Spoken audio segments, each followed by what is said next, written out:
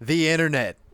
It is a hostile environment laden with trolls, scammers, SJWs, and downright overall shitty people who thrive off the sacred anonymity of the web. Amidst its chaos, not much remains constant. Websites rise, websites fall. Communities grow, only to turn against one another over time. However, despite all odds, one element remains strong and has held steadfast against all adversity presented. Memes. It is practically impossible to use the internet and not come across them, and it has been this way for many years now.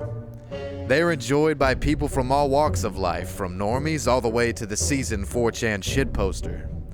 Today we will take an in-depth look at memes from their genesis all the way up to the present day. Ladies and gentlemen, this is the evolution of memes. The PreMeme Era, years 2000 through 2010. In order to explore the contents of the PreMeme Era, we have to travel back to the dial-up days of the internet. Before Reddit, before 4chan, before Facebook, and even before YouTube. In fact, before memes were even called memes. These pre-memes, as I call them, were shared by ancient means of communication such as email, message boards, instant messaging services, and flash animation video hosting websites such as Funny Junk, Albino Black Sheep, and Newgrounds. The pre-memes crawled forth out of the primordial soup of the internet and began their decade-long legacy. Like modern-day memes, pre-memes consisted of humorous images, GIFs, or videos intended to be used as jokes or entertainment. For many, the Peanut Butter Jelly Time song comes to mind, and perhaps the hamster dance. And let us not forget about this excellent translation error, which resulted in one of the first popular gaming-related pre-memes. We get signal. What? Main screen turn on. It's you. How are you, gentlemen? All your base are belong to us. Another interesting specimen from this era are demotivational posters. These would portray precarious scenarios superimposed over motivational posters one might find hanging at the office. The demotivational poster would eventually evolve into the widely popular top text, bottom text image macro style of meme, which emerged later in the decade. Flash animation shorts were common pre-memes, and in my opinion some of the best to come out of the era. Albino Black Sheep, Funny Junk, Newgrounds, and more served as hotbeds for people to submit video content and allowed users to react and share freely in a time before YouTube. These videos are legendary and still elicit a laugh in today's internet world. However, as time progressed and YouTube stepped onto the scene in 2005, the appeal of flash animation began to slowly decline. It's now the mid-2000s. 4chan and Reddit begin to bubble up, but their impact on meme development is nowhere near what it is today. However, 4chan made some critical contributions even in its early days, including Lolcats, Pepe the Frog, and the infamous Rickroll. The true star of the mid to late 2000s is YouTube. YouTube was groundbreaking. Now if you had a shit digital camera and a computer with high-speed internet, you had all the equipment needed to make a viral video and become a living pre-meme in the flesh. The late 2000s are essentially the origin of the quintessential viral video. Like it's either gonna be a morbidly obese man shaking his belly on camera or some kid doped up on Novocaine coming home from the dentist. Yeah, everybody knows the videos I'm talking about. The popularity of YouTube would persist on into the next era. However, many of the species which inhabited the pre-Membrian era would die off from natural selection as well. A lot of them were just complete shit. This work was not in vain, however. Because of their efforts, the narrative of the internet was shifted from a place of formal email communications, research, and business transactions to a place of fun, entertainment, and most importantly, shitposting. With death comes new life, and with the turn of the decade, memes began to flourish and their permanence is truly established.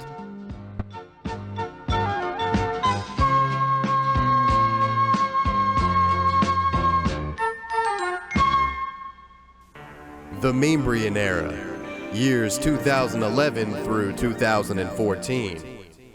The Membrian Era marks the appearance of what we now know today as the modern meme. In fact, it wasn't until 2011 that we started calling memes, well, memes.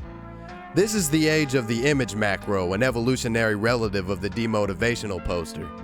These would become arguably the most successful species of meme to ever roam the internet, and they are still widely popular even today. Let's take a look at some of the few image macro subspecies.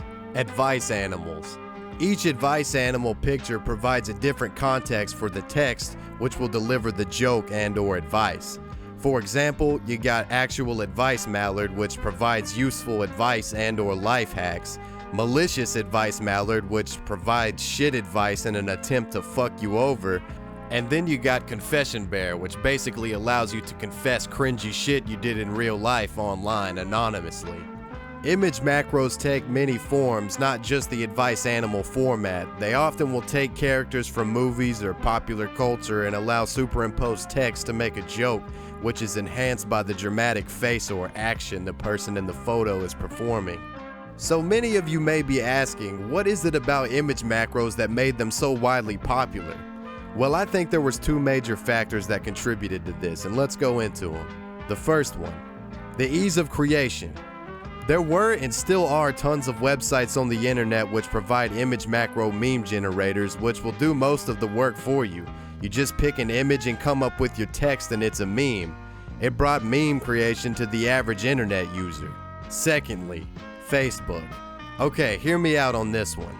Facebook was the most popular social media website during the time of the Meme Era, and let's be honest, this is where most people on the internet were initially exposed to memes. Facebook allowed normies to have access to memes for the first time, and they were shared at a rate that was unmatched at this point in meme history. So with that said, the vast increase of meme sharing is what ultimately defines the Meme Era. Memes crawled out from the shadowy message boards and internet nerd circles and now became a mainstream hit that even your mom could enjoy. This is why image macros were crucial for memes, simply because they were so easy to swallow. It was like a gateway drug into more dank memes. And some may argue that this accessibility to the normie crowd was a detriment to memes, but I disagree. As the rate of meme creation and sharing increased, the speed at which memes became stale and died to competition increased. This created a meme ecosystem which was and still is constantly throwing out memes which become stale or unfunny, and then simultaneously encourages the creation of new, spicier memes. So it's basically natural selection. As we wrap up the Meme Era, what is important to take away from this era is that memes were now a part of the mainstream. You could now approach someone IRL and be like, "Hey, did you see that meme I posted last night? It was funny, right?" And your buddy would be like, "Yeah, dude, super funny." The word meme was permanently instilled into the lexicon of internet users worldwide. As the Meme Era came to a close, the era of dank memes was upon us.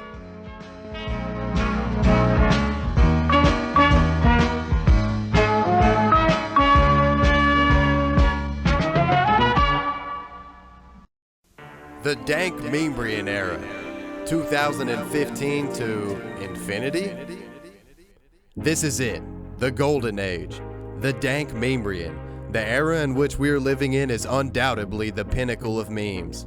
What marks this era is the full synchronization of memes and social media, particularly Facebook and Twitter. Memes are shared at a rate which dwarfs the rate they were shared in the Meme Era.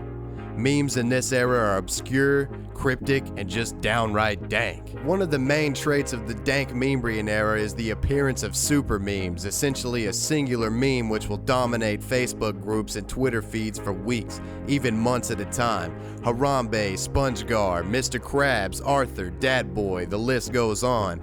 These memes would circulate in their pure form for a while and then experience a remixing period where the meme would be tweaked in a small way to add spice to it until it ultimately becomes stale and dies out from overuse. Dat Boy is a unique product of meme evolution and is truly a sign of the times. It had no evolutionary predecessors. It essentially materialized from the ether. This is unusual because most memes share some kind of connection with something in pop culture or just an in-joke. But this meme literally had no ties to anything. It was just created and shared for the sake of being a meme. Truly a work of art. Let's move on to YouTube. YouTube is still a major contributor to meme culture. However, the focus has shifted from viral videos to exposed videos. Now there are massive YouTube channels which by means of parody actively roast and create memes out of other people for comedy's sake, and it's beautiful. Take for example H3H3 exposing pranksters and various internet scumbags, or the whole Keemstar debacle that went down over the summer. I could make an entire video detailing the many cases of YouTuber exposed memes, but honestly I'm not trying to get involved in any YouTube drama shenanigans, you feel me? There are also YouTube channels which sole purpose is to review memes and meme culture. What a stupid idea for a YouTube channel, don't you think? Next I want to talk about a source of memes which I feel is completely underappreciated. When you hear about memes, you're thinking, oh, it came from 4chan, it came from Reddit, it came from YouTube. Well, let's not forget about the Black Twitter community, where some of my personal favorite memes have spawned. Black Twitter has become one of the major powerhouses of meme development in recent years, masterfully poking fun at celebrities, musicians, and putting crude spins on old children's cartoons, resulting in some seriously dank memes. I want to take a step back for a second and have you consider the following. Have memes become so influential that they can affect real life? Well, memes have become so powerful, internet users essentially memed a man to the presidency of the United States of America. So with this in mind, I can't help but ask, have we gone too far? Some may say yes, memes are cancer. And while I understand the reasoning for this statement, I strongly disagree. Memes are what hold the fabric of the internet together. Memes are essentially the culture of the internet. Every website or social media platform has communities specific to them which are unique from one another. But memes serve as a universal language for all of these communities to come together. United by this language of memes, the internet users as a whole define what is funny and what is unfunny online and even in real life. Through memes, we celebrate the best aspects of our culture and parody the undesirable aspects. Memes are that inside joke that you have with your closest friends, but on an infinitely larger scale. So with all that said, I think the role that memes play is completely justified, and honestly, I can't imagine the internet without them. So I'll leave you with this. Nobody knows how long the dank Meme era will last. All good things must come to an end. However, our legacy has been written. This era of memes, our era of memes, will forever echo through the vastness of the internet as one of the greatest to do it.